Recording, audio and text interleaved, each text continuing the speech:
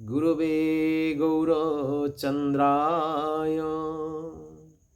রাধিকাयै তদালয়ে কৃষ্ণায় কৃষ্ণভক্তায় তদ্ভক্তায় নমো নমঃ। জয় শ্রী রাধে। সকল ভক্তচরণে আমি আমার সশ্রদ্ধ প্রণাম প্রণতি নিবেদন করি। সকলে আমার প্রণাম গ্রহণ করুন। আজকে একটু ছোট্ট ভিডিওতে এসেছি। এই ভিডিওর যে মূল বিষয় তা হলো আমরা ভক্তি জীবনে অগ্রসর হওয়ার জন্য যারা খুবই আগ্রহী, অথচ এই আগ্রহটাকে স্বতঃস্ফূর্তভাবে আগের দিকে আগিয়ে নিয়ে যেতে পারছি না, সামনে বাধাস্বরূপ দাঁড়িয়ে আছেন আমাদের এই মন, চঞ্চল মন। এই চঞ্চল মন যেভাবে আমাদিকে প্রকৃতির জগতের যেসব দৃশ্যমান ভোগ্যবস্তুর প্রতি আকর্ষণ করছে, আমাদেরকে লালায়িত করে সেদিকে নিয়ে যাচ্ছে, সেই জায়গা থেকে সংবরণ করে নিজেকে সংযম করে একনিষ্ঠ হয়ে অনুরাগের সাথে শ্রী ভগবত চরণে নিজেকে নিয়োজিত করতে পারছি না।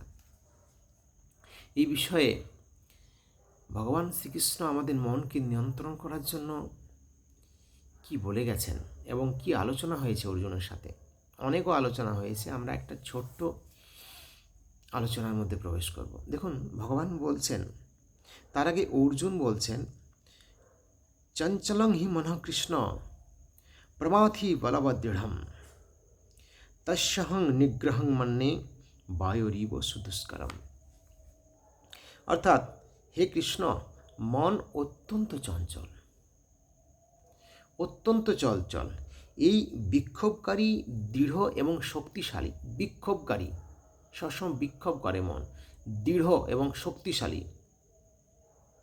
তাহলে অর্জুন বলে গেছেন মন প্রচণ্ড শক্তিশালী। ভগবান শ্রীকৃষ্ণের সান্নিধ্যে থেকে, ভগবানের সামনে থেকে মনকে নিয়ন্ত্রণ করতে পারছেন না। বলছেন মন খুব দৃঢ়, খুব শক্তিশালী। এর সাথে অর্জুন পেরে উঠছে না এবং বলছে একে বশে আনা খুবই দুষ্কর। যেমন বায়ুকে এক জায়গায় বন্ধ করে রাখা যায় না, মনকে বন্ধ করে রাখা যাচ্ছে না। এ প্রবল গতিতে ধাবমান হচ্ছে। জগতের ওই দৃশ্যমান ভোগ্যবস্তুর প্রতি পূর্ণ অভিনিবেশ এই মনের। আর আমি, এই আত্মা, পরমাত্মার সেবা থেকে বিরত থেকে মনের বশে চলছি। আমি পরাধীন মনের কাছে। ভগবান বলছেন অসংসং মহাবাহ মন দুর্নিগ্রহঞ্চলম অভ্যাসেন তুকন্তে বৈরাগ্যেন চগিচ্ছতে।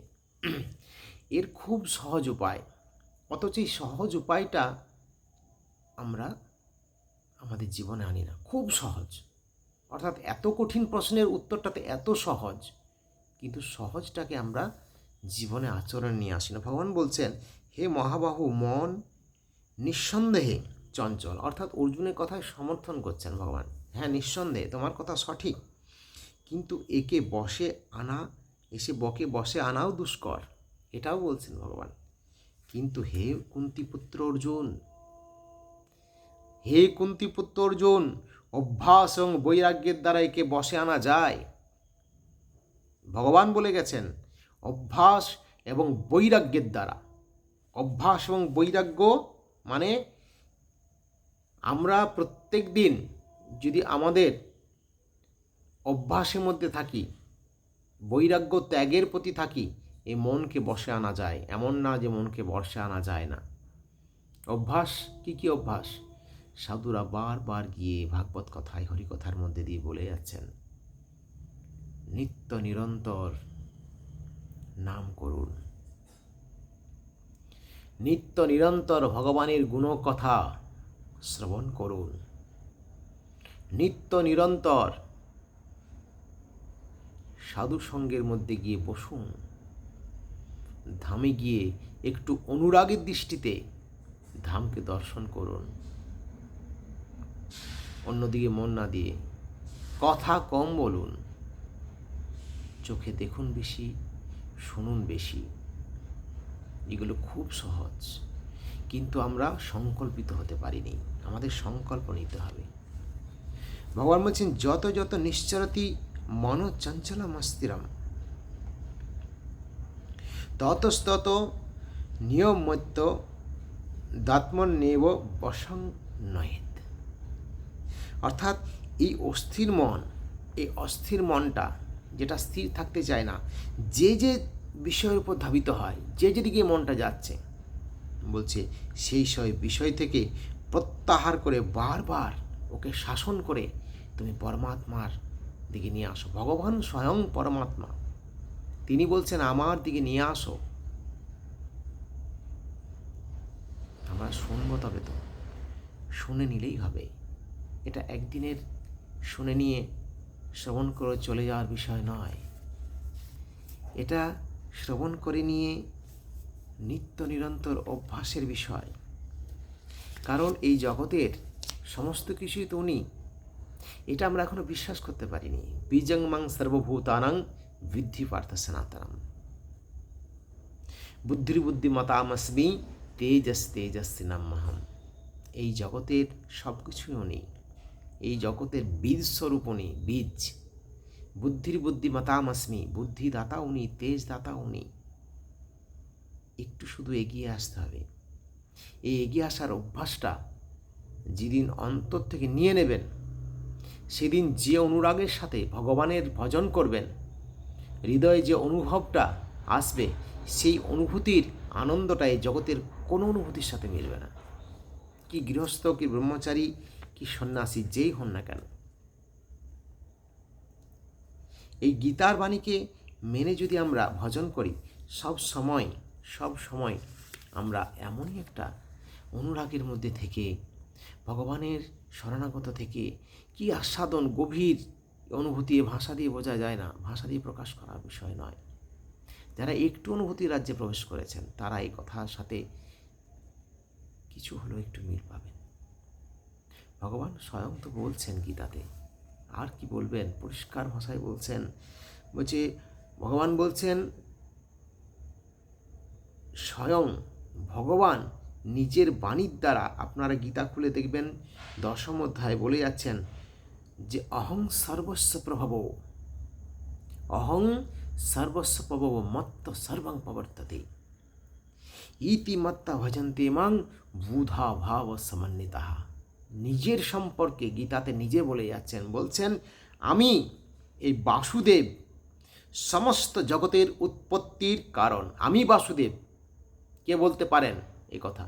জগতে একমাত্র ভগবান ছাড়া কৃষ্ণ, ঈশ্বর পরম কৃষ্ণ, সচ্চিদানন্দ বিগ্রহ অনাদির আদি গোবিন্দ সর্বকারণ কারণ। আমি বাসুদেব, এই জগতে সমস্ত উৎপত্তির কারণ আমা হতেই এই জগৎ প্রবর্তিত হয়েছে। তাই শ্রদ্ধা এবং বুদ্ধিযুক্ত বুদ্ধিমান ব্যক্তিগণ এই রূপ জেনে নিত্য নিরন্তর আমার ভজনা করেন। যারা বুদ্ধিমান তারা এটা জেনে নিত্য নিরন্তর আমার ভজনা করেন। মচ্চিত্তা মদ্গত প্রাণা বোধন্ত পরস্পরম কথ অন্তশ্চ মাং নিত্যং তুষ্যন্তি চ রমন্তি চ। ভগবান বলছেন যে নিরন্তর মদ্গত চিত্ত মানে আমরা অনেক সময় বলি না, আমার চেতনা ভাবনা সব তুমি, তুমি আমার সব, আমার প্রাণ তুমি, তুমি ছাড়া আমি বাঁচব না। তো সেই মচ্চিত্তা, আমার চেতনা, অর্থাৎ যেসব ভক্তের চেতনাটা আমি, যারা আমাকে ছাড়া বাঁচবে না, যাদের প্রাণটাও আমি, ভজন ছাড়া যারা জীবনে বাঁচতে পারবে না। মাছ যেমন জল ছাড়া বাঁচতে পারে না, একটা শুদ্ধ অনুরাগী ভক্ত ভজন রাজ্যে প্রবেশ করে যখন একটু ভজনের অগ্রসর হবে, সে ভজন ছাড়া বাঁচতে পারবে না। এই জগতে যদি তাকে পুনরায় আগে যেমন ছিল ভজন রাজ্যে আসার আগে, তাকে ওরকমভাবে রাখতে বলা হয়, সে মরে যাবে। এটাকে বলে মদগত প্রাণা। সেই মদগত প্রাণ ভক্তগণ পরস্পর আমার কথা আলোচনা করে। ভগবান বলছেন নিজেদের মধ্যে আমার প্রভাবের কথা জানিয়ে, আমার গুণ এবং প্রভাবের কথা কীর্তনের দ্বারা সন্তোষ লাভ করেন। বলছে আমার মধ্যে নিত্য নিরন্তর তিনি বাস করেন। এরকম ভক্তরা আমার মধ্যে বাস করেন। তাদিকে জগৎ থেকে আলাদা একটা দেহ ধারণ করে আছে দেখলেও জানবেন উনি ভগবানের মধ্যে বিরাজমান হয়ে আছেন। ভগবান স্বয়ং সে কথা বলে গেছেন। তাই তেষাং সততযুক্তানাং ভজতাং প্রীতিপূর্বকম দদামি বুদ্ধিযোগং তং যেন মাম উপজান্তি তে।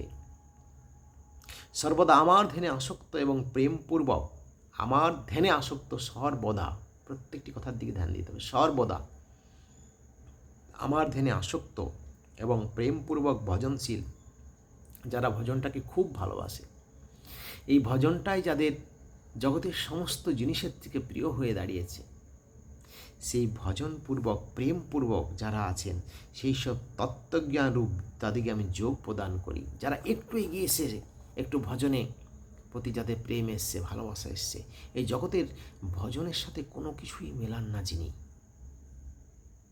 অদ্ভুত মানুষ, এই মানুষগুলো অদ্ভুত হয়। এরা কোনো কথাই শুনতে চায় না। এরা সারাদিনে যদি ভজন না করে, ভজন বলতে একটু নামে বসা, একটু গুরুদেবের বন্দনা করা, শুধু গুরু মহারাজ নাম দিয়েছেন জপ করতে হবে এরকম একটা বাধ্যকতা নিয়ে ভজন না। গুরু মহারাজ নাম দিয়েছেন জপ করতেই হবে, কিছু না পারলে 2 মালা 4 মালা করে একটু রেখে দিই, খুব ব্যস্ত না, কোনো কথাই শুনবে না তারা। জপের মালা যখনই ধরুক না কেন, সবসময় মুখে হরে নাম, হরে কৃষ্ণ কৃষ্ণ কৃষ্ণ হরে হরে, হরে রাম রাম রাম হরে, কিংবা রাধা রাধা রাধা নামে পাগল। ভক্ত কেমন হয়? পাগল না হলে ভক্ত হওয়া যায় না। পাণ্ডিত্য দিয়ে, নিয়মকানুন দিয়ে ভক্ত হয় না, খুব সরল হতে হয়, নামের মধ্যেই থাকতে হবে। ভগবানকে ছাড়া কিছু জানবো না, চিনব না। জগতে সংসারের মধ্যে আছি, এই সংসারটাতে আছি, সংসারটার মধ্যে থাকতে হয়, তাই আছি। বলে না, ও নামমাত্র ওটা করে, ওর আসল ওটা না, ঠিক সেরকম নামমাত্র সংসার করা। স্ত্রী সন্তানাদি যারা আছেন, অবহেলার পাত্র কেউই না, সকলকেই ভজনের সাথে জড়িত করে জীবনযাপন করতে হবে। বিবাহ করার উদ্দেশ্য হচ্ছে ধর্মপত্নী, আমার ধর্মের সাথে যে ধর্মের সহায়তা করবে। সন্তান উৎপাদন করার উদ্দেশ্য হচ্ছে সে যেন কৃষ্ণ ভজন করে। প্রত্যেকটি জায়গায় ভগবান ছাড়া উদ্দেশ্য থাকবে না। এরকম মনোভাব নিয়ে অন্তরে একেবারে বিষয়াবিনিবর্তন্তে নিরাহারস্য দেহিনঃ রসবর্জং রসপস্য পরং দৃষ্টানিবর্ততে। শুধু ইন্দ্র দিয়ে, আমার ইন্দ্রিয়গুলোকে সংযম করে জবরদস্তি করে মনকে সম্মান করছি সে না, অন্তরাত্মা থেকে মনকে সংবরণ করে একদম জীবনে এইগুলোই মেনে নিয়েছি। এরকম একটা পরিস্থিতিতে আসার জন্য কিচ্ছু না, খুব সহজ। ভগবান বলেছেন অভ্যাস করো, প্রত্যেক দিন আধ ঘন্টা কমসে কম হরিনাম, 1 ঘন্টার আগে হয় না, তবুও আধ ঘন্টা হরিনাম, গুরু মহারাজের দেওয়া নাম, জপের মালাতে জপ, কীর্তন করা, হরিনাম করা এবং জপ করা, দুটোই করতে হবে। এরকম না যে জপ করে নিয়েছি তো আসার কীর্তন করা লাগবে। শ্রীমান মহাপ্রভু বলে গেছেন উচ্চস্বরে কীর্তন করো, হাততালি দিয়ে করতাল দিয়ে কীর্তন করো, আধ ঘন্টা পাগলের মতো চোখ বন্ধ করে কারোর সাথে কথা না বলে, এবং জপ করো, গীতার বাণী পড়ো, সাধুদের কাছে গিয়ে বসে এক মনে কথা শোনো। প্রশ্ন তো মনে জাগবে, সেটা অন্য সময় করতে হয়, প্রশ্ন কম করে শুনতে হয় বেশি। এরকম অভ্যাসের মধ্যে থাকতে থাকতে যখন একটা সময় দেখবেন আপনার অন্তরে কিছু অনুভূতি আসছে, তখন বুঝবেন এবার আপনি একটু ভগবানের সেবাতে রত হতে পেরেছেন। তাই ভগবান বলছেন, হে অর্জুন, সেই ভক্তগণের প্রতি অনুরাগবশত তাদের অন্তঃকরণে স্থিত আমি তাদের অজ্ঞানজনিত অন্ধকারকে প্রকাশময় তত্ত্বজ্ঞানরূপ প্রদীপের দ্বারা আমি নাশ করি, তাদের অন্ধকারকে আমিই নাশ করি।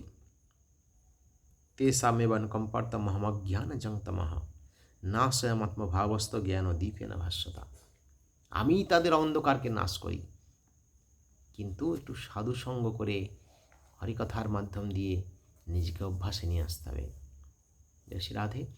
এরকম ছোট্ট ছোট্ট ভিডিও আমরা সময় করে কখনো কখনো করে থাকি, এবং এই ভিডিওর মাধ্যম দিয়ে আমাদের একটাই উদ্দেশ্য, একে অপরের সাথে একটু সৎসঙ্গের মধ্যে, ভগবানের কথার মধ্যে থাকা, এবং আমরা সকলেই যাতে এইভাবে গীতার বাণীকে অনুসরণ করে ভজন পথে অগ্রসর হতে পারি, এটা আমাদের মূল লক্ষ্য। জয় শ্রী রাধে, হরে কৃষ্ণ। সকলে আমাকে আশীর্বাদ করবেন।